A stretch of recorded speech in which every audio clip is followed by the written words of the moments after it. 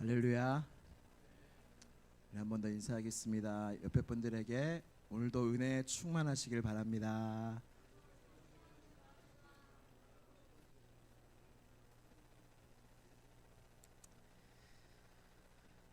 청년부에 영적인 바람이 불고 있는 걸 여러분들은 느끼십니까? 청년부에 영적인 바람이 불고 있어요. 제가 어떤 거에서 느꼈냐면 한 셀의 기도 제목이 바뀌고 있다는 소식을 듣고 하나님이 성령님이 역사하고 계시는구나. 기도 제목이 어떻게 바뀌냐면 여러분들의 기도 제목은 뭐예요? 지금 하나님께 드리는 거.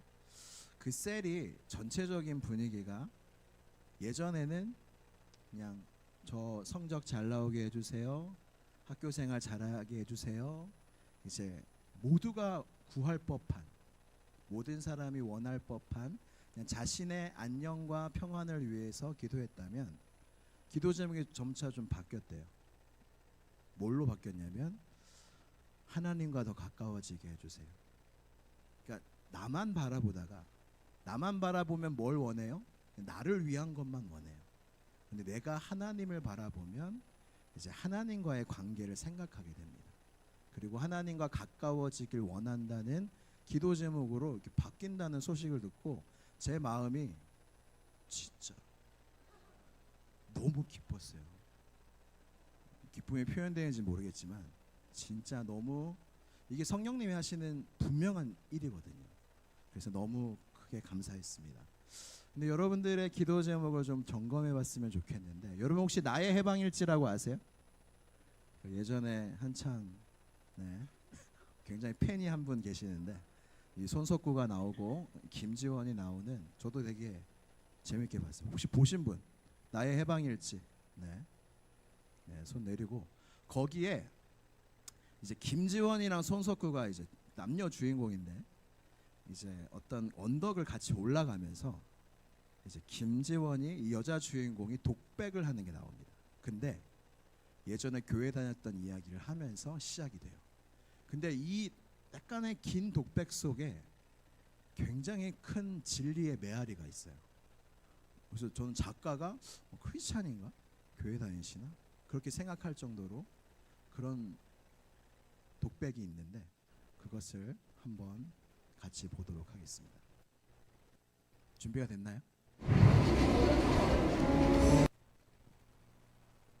네.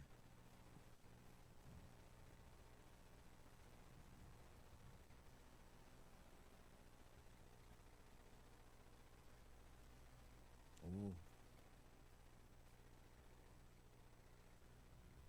로그인이 해제됐나요?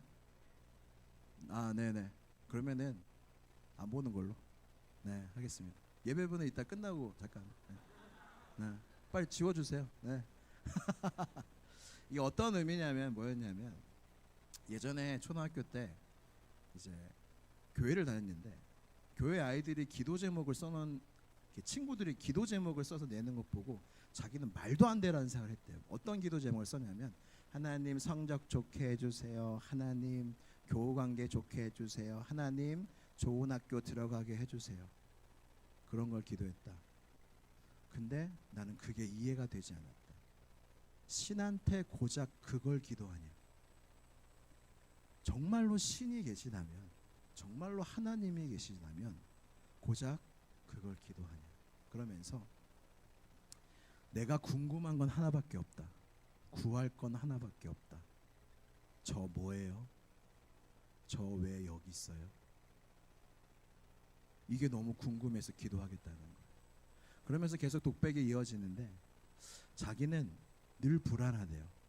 그리고 내가 직장에 가고 학교를 가도 늘 내 마음속에 불안이 있고 어디서도 안착할 수 없는 마음이 있다. 그리고 나는 지금, 여러분 나이가 어떻게 돼요?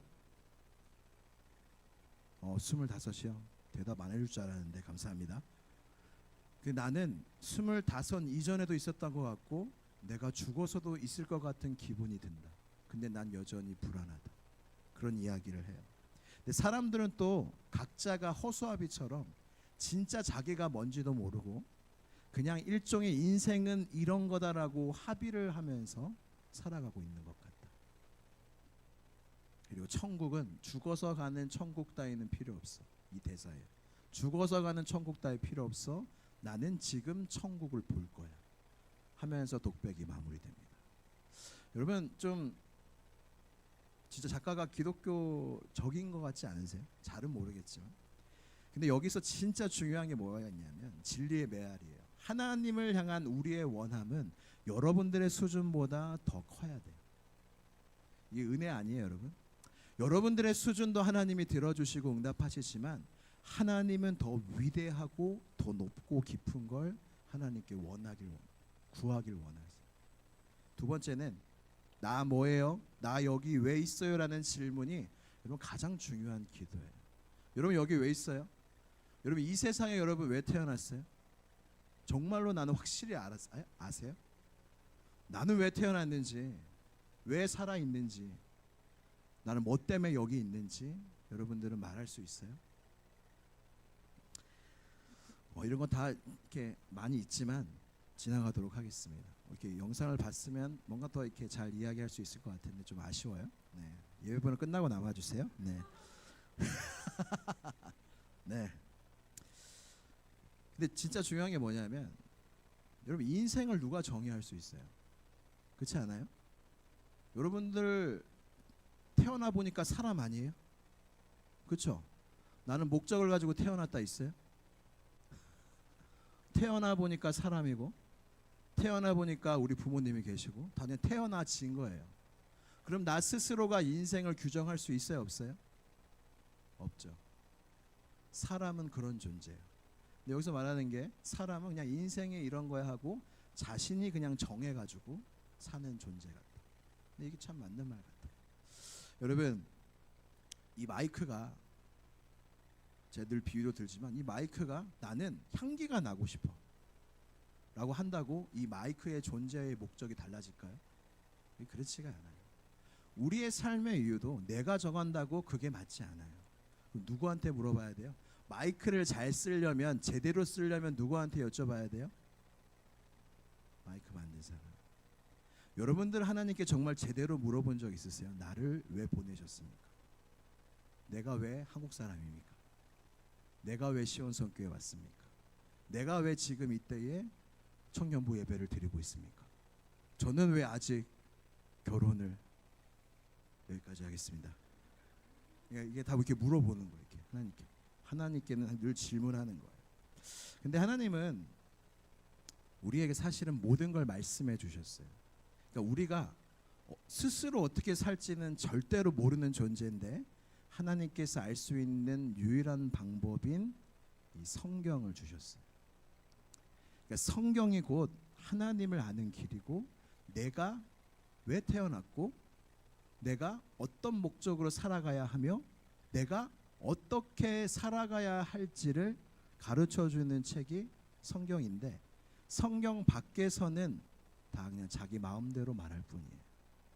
근데 여러분들이 선택해야 돼요. 여러분들이 스스로 살고 싶은 대로 살지 아니면 정말로 나를 창조하신 하나님께 묻고 그 말씀을 들으며 나를 창조하신 목적대로 살지는 여러분들이 결정하셔야 돼요. 여러분 특별 새벽 집회에 큰 은혜를 받았는데 메시지가 딱 담임 목사님이 하나를 주셨어요. 뭘까요? 십계명은 하나님의 뭐라고요? 그렇죠. 울타리. 사랑의 울타리. 우리는 하나님이 만드셨는데 하나님이 근데 말씀을 주셨어요. 울타리를 주셨다고요. 이 울타리 안에서 너희가 마음껏 놀아라, 마음껏 살아라, 자유롭게 살아라 했는데 사람이 어떻게 했어요? 그 울타리를 벗어났어요. 그게 바로 죄예요. 여러분 죄가 뭔지 알아요? 정말 간단해요. 내 마음대로 사는 게 죄예요. 이 마이크가 나는 별로 그냥 향기 나고 싶어 마음대로 하는 거. 여러분들이 학교에 있든 직장에 있든 어디에 있든지 여러분들이 그냥 여러분들의 마음대로 산다면 여러분들이 하는 모든 것들은 죄입니다.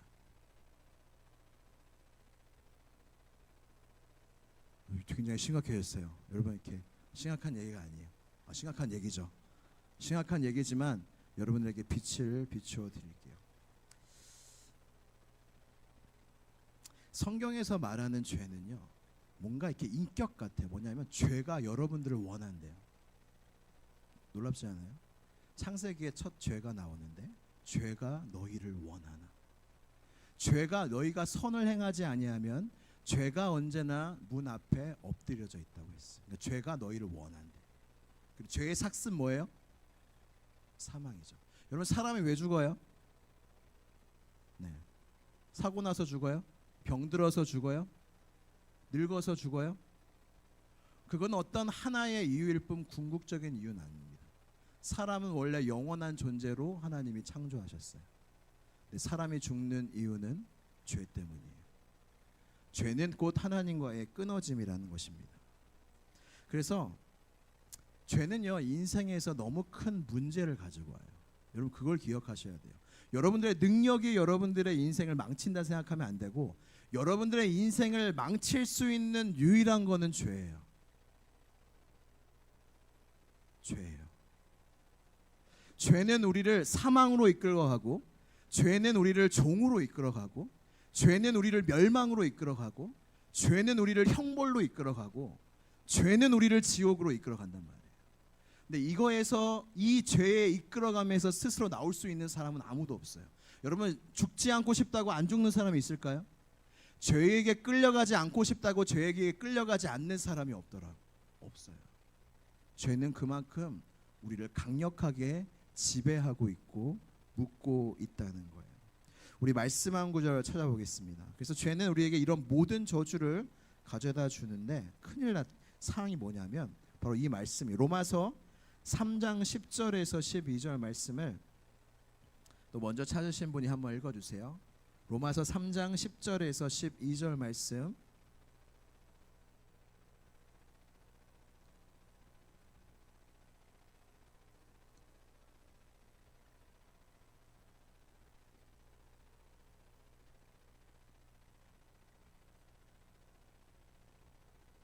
아멘. 여러분, 의인이 있어요, 없어요? 나는 죄 한 번도 안 졌다. 손을 한번 들어보세요.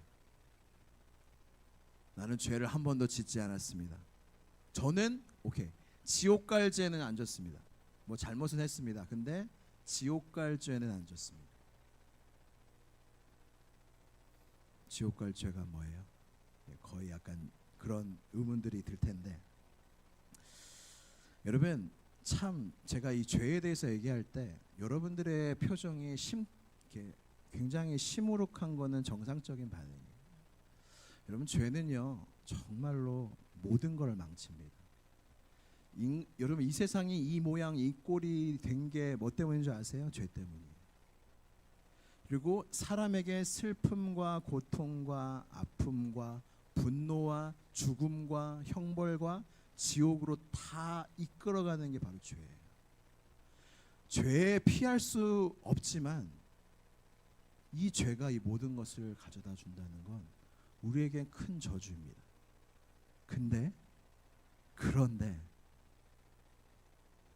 한 줄기의 빛이 임해 하나님께서 이 소망이 하나도 없는 이 땅에 한 줄기의 빛을, 소망을 보내십니다. 그분이 바로 예수 그리스도세요.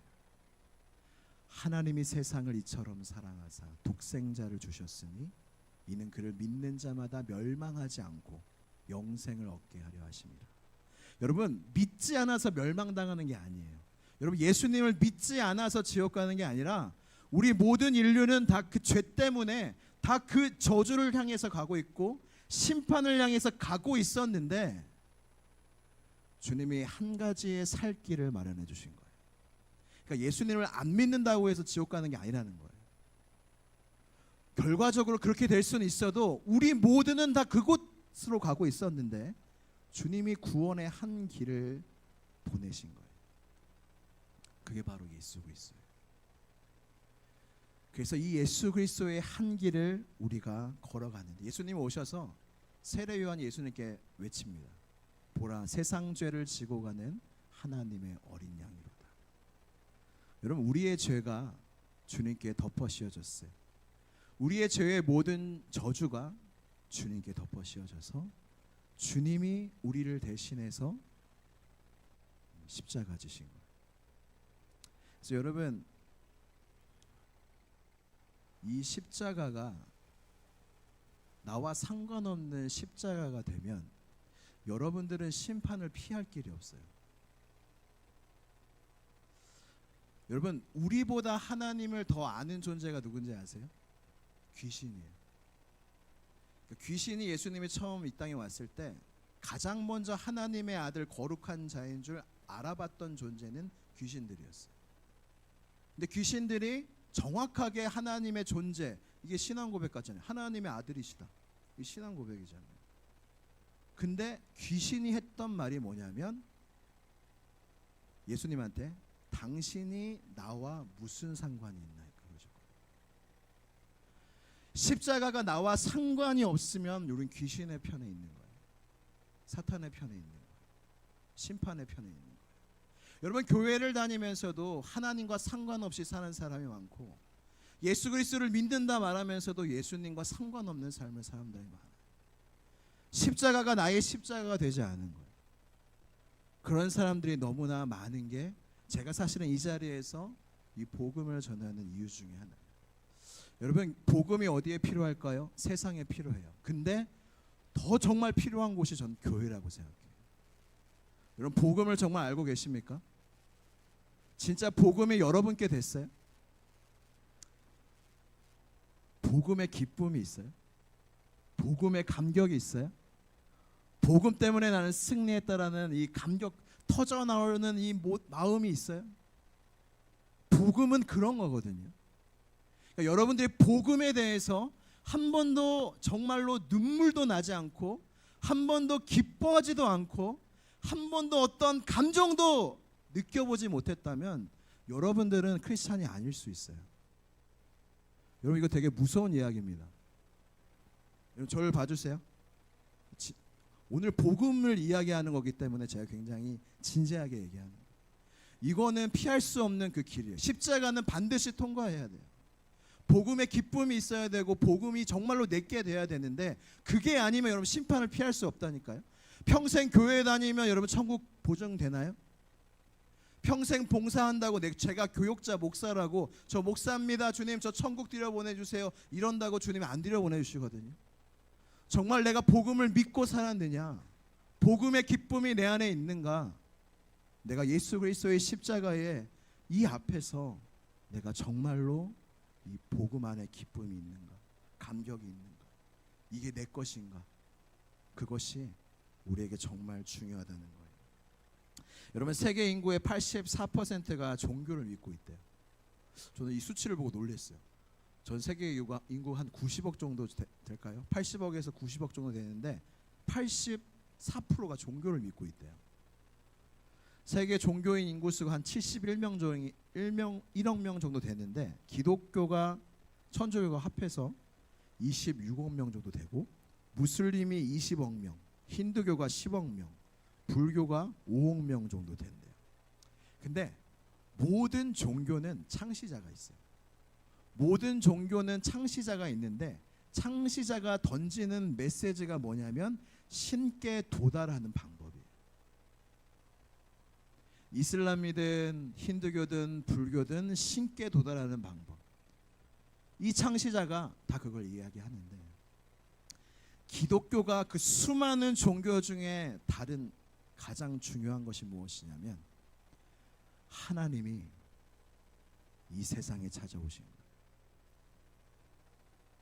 모든 것은 다 이렇게 신께 도달하려는 그 길이었는데 오직 하나님만이 이 땅에 오셔서 내가 너희를 찾았노라, 내가 너희를 구원하노라. 주님이 오신 그 메시지가 있는 곳이 바로 기독교입니다. 어떤 예수님을 믿게 된 철학자가 이렇게 있대요. 예수님을 믿게 된 철학자가 이렇게 얘기했대요. 간증을 하면서 자기가 예수님을 안 믿었던 건 말이 안 돼서 안 믿었대요. 예수님을 안 믿었는데 철학자니까 얼마나 뭐 종교도 많이 알고 똑똑하겠어요. 예수님을 안 믿은 건 말이 안 돼서 안 믿었대요. 근데 결국 예수님을 믿게 됐다고 했잖아요. 근데 믿게 된 이유도 똑같대요. 말이 안 돼서 믿게 됐대요. 물론 믿음은 하나님의 선물이지만 이 철학자가 계속 하는 이야기가 무엇이냐면 십자가에서 죽는 신이 나를 믿어라 하는 신은 없대요. 십자가에서 죽고 있는데 나를 믿어라 하는 종교와 신은 없대요. 신이면 권력을 가져야 되는데, 신이면 저 높은 곳에서 저렇게 권력과 힘을 가지고 막 그래야 되는데, 이 세상에 내려와서 사람 손에 죽어가는 신은 없대요. 그리고 십자가에서 죽으면서 나는 하나님이다, 나는 너를 구원하러 왔다, 이렇게 말하는 종교와 신은 없대요. 그래서 곰곰이 생각해 봤더니, 그렇다면 이 예수라는 사람은 정신병자이거나 진짜 신이다, 진짜 하나님이다, 이 결론을 내릴 수밖에 없었고, 주님이 주신 믿음의 선물로 예수 그리스도를 하나님의 아들로 인정하고 믿으며 구원을 받게 되었다는 이야기입니다. 여러분, 복음을 아세요? 복음은 정말로 우리의 인생 가운데 중요한 거예요. 여러분, 복음의 기쁨은 구원의, 우리가 작년 주제 생각나세요? 우리 교회 주제? 구원에 뭘 회복하자고? 구원에 거의 레드선 거의 지금 2달밖에 안 되는데 구원에 뭘 회복하자고요? 그렇죠. 구원의 즐거움을 회복하자. 여러분께 묻고 싶어요. 여러분, 구원받은 게 진짜 좋아요? 나 구원받았네. 너무 옛날 노래인가? 너 구원받았네. 우리 구원받았네. 주 날 구원했으니 아멘. 어찌 잠잠하리. 네. 진짜 구원받은 게 기뻐요. 근데 구원받은 기쁨은 우리가 이 세상에서 느끼는 어떤 슬픔보다 큰 거예요. 아멘이십니까? 내가 구원받은, 내가 용서받은, 내가 사랑받은 기쁨은 내가 이 세상에서 어떤 어려움과 슬픔과 절망적인 일이 있더라도 그 구원의 기쁨과 그 구원의 즐거움은 훨씬 큰 거예요. 그래서 항상 기뻐할 수 있어요, 없어요? 이게 상쇄되면 어떻게 돼요? 큰 쪽이 남아 있는 거죠. 제가 이렇게 잘 얘기하는 거 맞죠? 기쁨, 구원의 즐거움이 나의 인생의 기쁨의 모든 거예요. 이게 진짜 결정적인 거예요. 이게 너무 좋고 이게 감사하고 기쁜데, 여러분 인생을 살면서 어려운 일이 당연히 오죠. 뭐 믿는다고 뭐 좋은 일들만 있냐? 슬픈 일도 오고 넘어짐도 있고 좌절도 있는데, 근데 이걸 이길 수 없는, 내가 은혜 받은 기쁨, 내가 구원받은 기쁨, 내가 사랑받은 이 기쁨을 나의 인생의 이 험악한 인생이 야 할지라도 이 주님이 주신 구원의 기쁨을 이길 수가 없는 거예요. 그래서 우리는 항상 기뻐할 수 있는 거예요. 그래서 저도 부족한 것이 많지만 진짜 기뻐요. 여러분들이 청년의 때에 뭔가 많이 이루어야 된다고 생각을 할 거예요. 뭐 직장 커리어적으로나 직장이나 결혼이나 많은 것을 이뤄야 할 것들이 많다고 생각할 거예요. 근데 저는 여러분에게 이렇게 말씀드리고 싶어요. 여러분들은 이미 이루었어요. 여러분 이미 됐어요. 이미 끝났어요. 이게 안 좋은 의미로 끝난 게 아니라 여러분들은 하나님의 자녀가 됐어요. 여러분들은 하나님이 절대로 자기 자녀를 망하게 하시지 않고 평생 붙잡아 주시고 사랑으로 이끌어 주실 하나님께 속한 자가 돼서 여러분들은 망할래야 망할 수 없는 사람들이 되었고, 정말로 예수님을 믿는다면 지옥에 갈라야 지옥에 갈 수 없는 사람들이 되었고, 주님을 떠날래야 떠날 수 없는 사람이 되었고, 여러분들은 그러한 존재가 되었어요. 여러분, 이게 우리의 인생에 굉장한 평안을 줍니다. 근데 복음이 이렇게 있는데 누리지 못하는 사람들이 있어요. 제가 사실은 오늘 본문을 정한 데에는 청년들이랑 상담을 많이 하다 보니까 복음이 자기 것이 아닌 청년들이 의외로 많더라고요. 그러니까 복음은 알고는 있는데 능력은 없어요.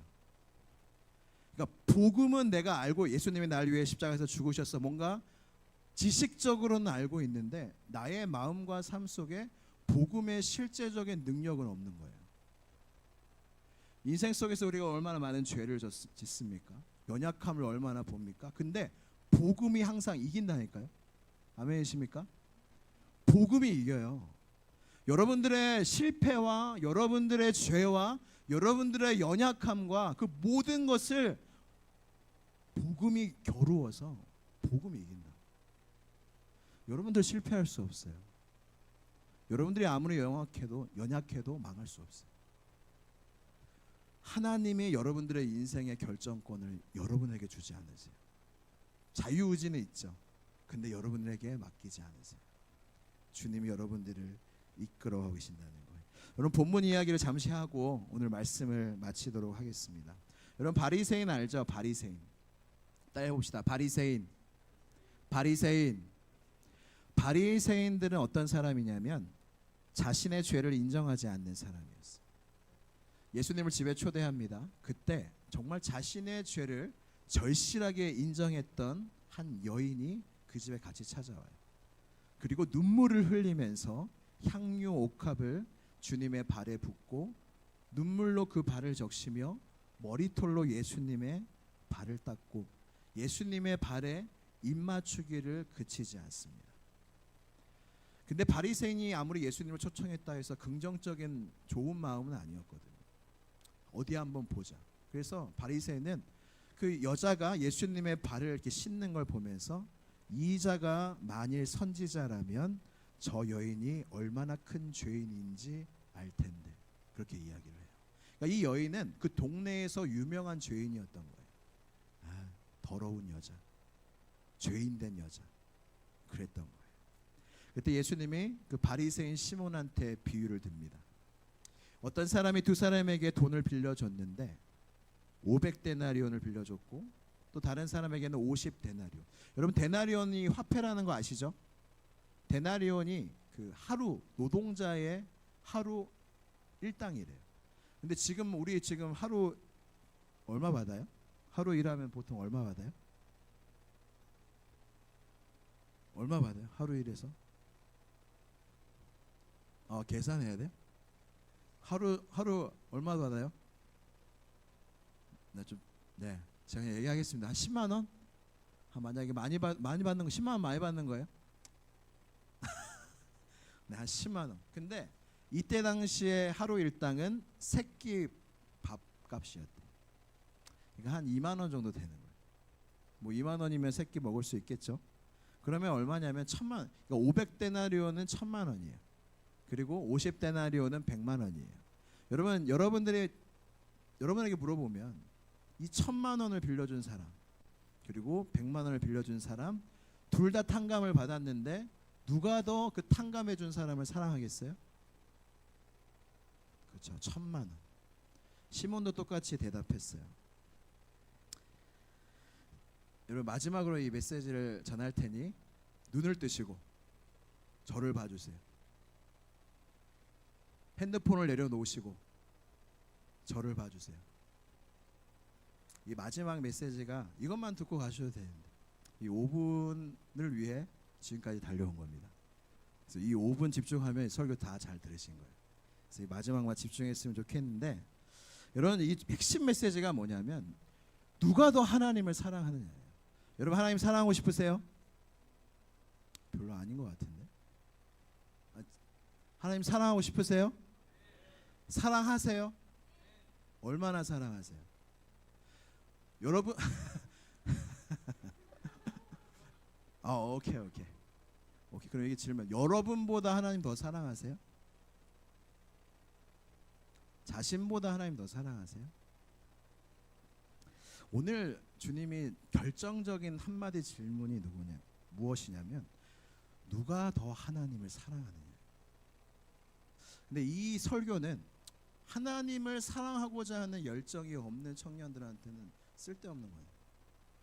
근데 내가 진짜 하나님을 더 사랑하고 싶으면 이 마지막 메시지가 정말 중요합니다.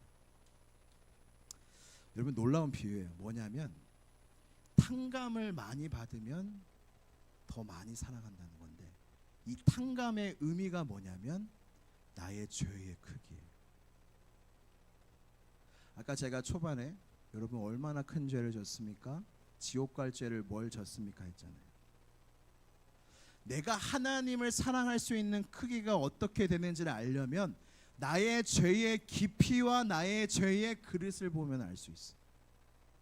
그러니까 내가 진짜 녹화가 되고 있어서 심한 말을 못 하겠는데, 내가 진짜 쓰레기고 진짜 내가 하나님 앞에 큰 죄인이라는 그냥 지식적인 고백이 아니라 정말로 나의 중심의 고백을 가진 사람은 하나님을 그만큼 뜨겁게 사랑할 수 있어요. 왠 줄 아세요?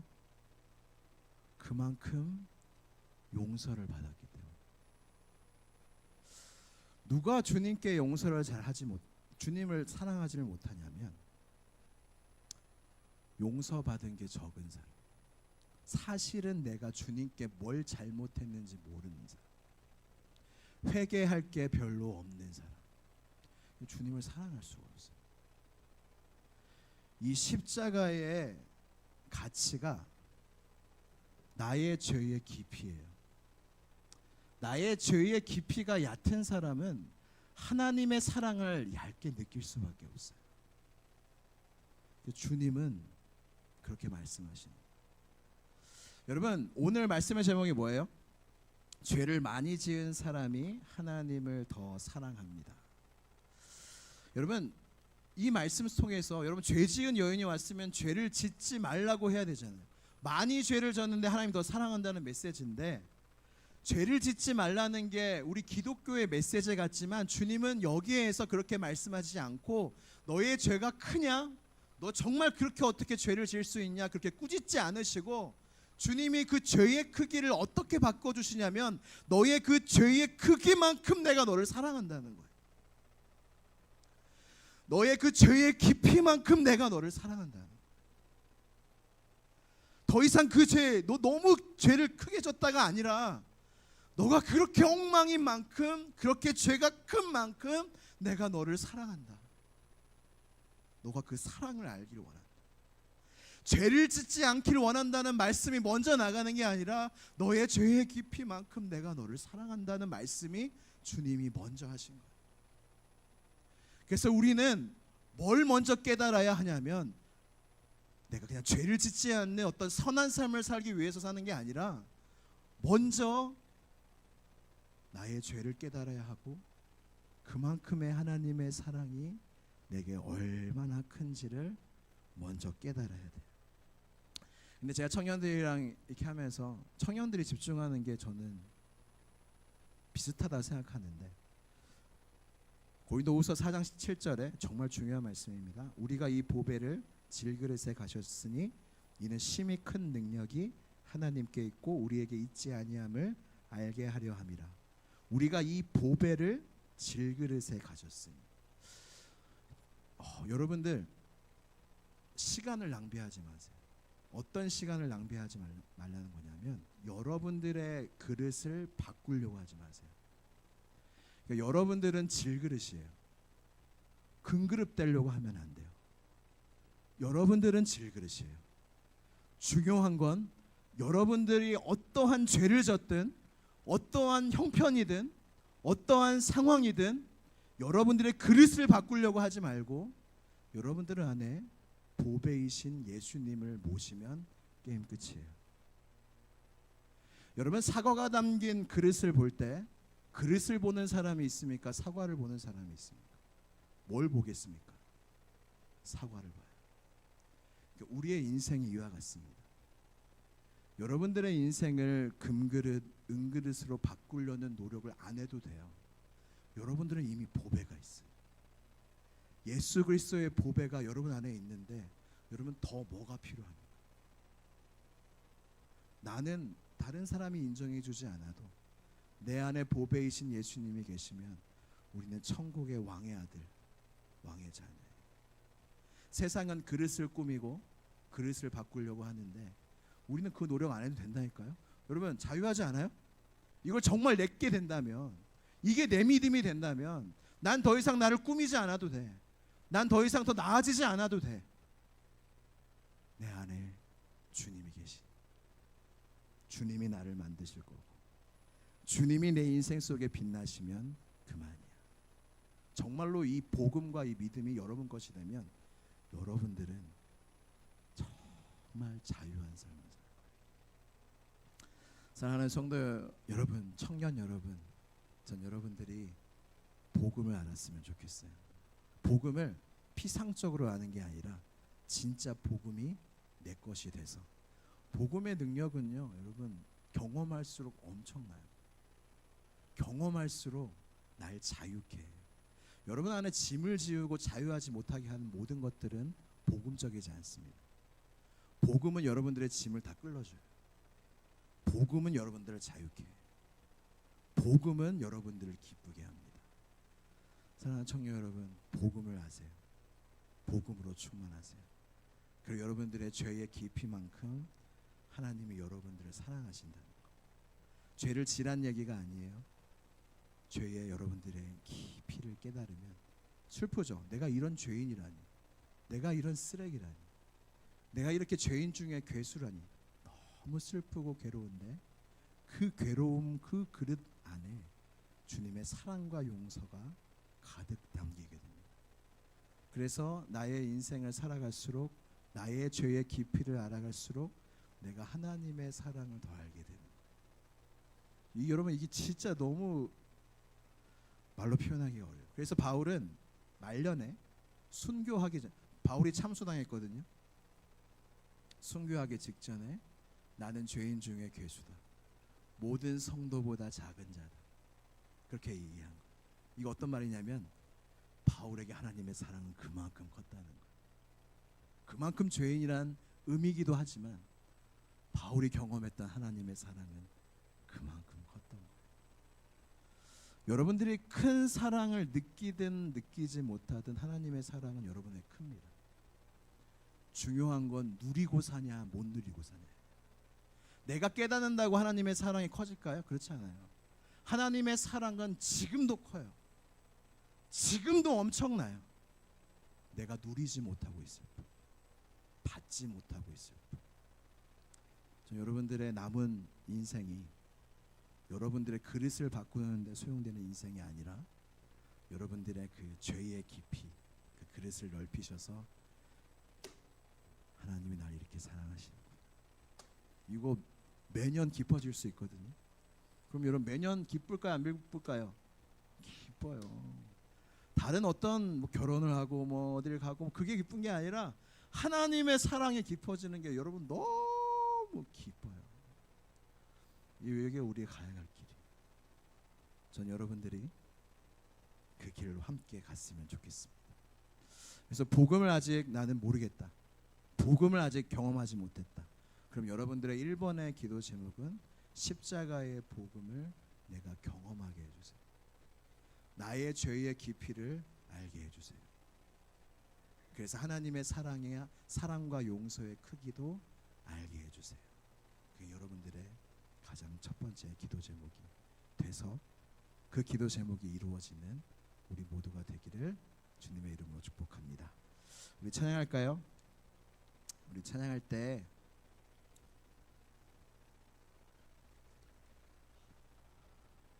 우리 마음의 예배 우리 함께 찬양할 텐데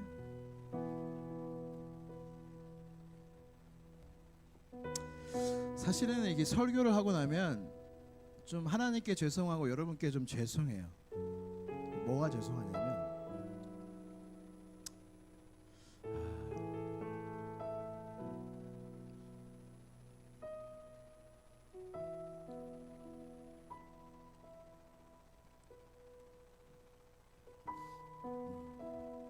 하나님의 사랑이 너무 큰데 그걸 잘 못 전하는 것 같아서 하나님께 좀 죄송하고 여러분께 좀 죄송해요. 여러분들을 향한 하나님의 사랑이 너무 큰데 이 말씀이 너무 귀한데 제가 잘 못하는 것 같아서 죄송한 마음이 있어요. 그럼에도 불구하고 전 성령님이 일하고 계신다고 믿고, 여러분 하나님 여러분 진짜 사랑하세요. 여러분이 어떤 죄를 져도, 어떤 정말 절망 가운데 있어도 하나님이 여러분들을 사랑하세요. 그걸 보여주시려고 이 십자가에 달려 죽으신 거예요. 그 사랑의 깊이가 우리에게 느껴지게